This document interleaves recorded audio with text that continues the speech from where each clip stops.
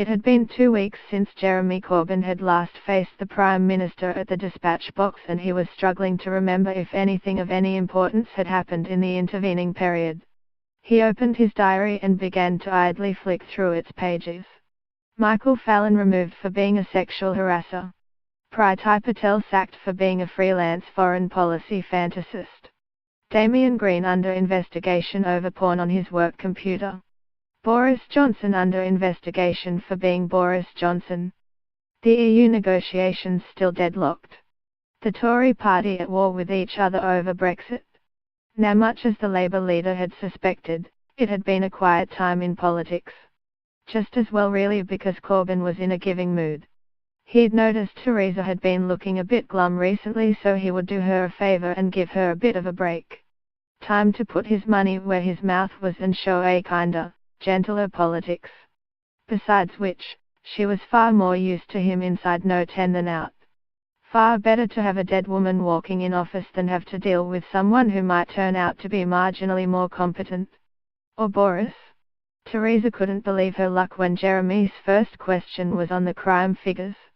The 4 pot plants had spent the whole morning coaching her on cabinet and Brexit chaos, and she'd screwed it up every time, but crime was a piece of piss. Corbyn said it was going up, and all she had to do was say it was going down. No one would care if she was wrong. Simples, even a 5-year-old could get the hang of this. She didn't even bat an eyelid when the Labour leader brought up the Foreign Secretary's tweets about the closure of the police station in her Uxbridge constituency. That was all the fault of the Labour London mayor. By now, she was even beginning to feel confident enough to attempt one of her trademark Maybot gurns. Pot plant 4 put its leaves over its head. It had specifically told Theresa not to do that. Nothing emphasized the essential artificiality and disengagement of the Prime Minister more than her efforts to appear personable. Or even alive. "Let me be very clear," she said. Pot plant 2 cringed.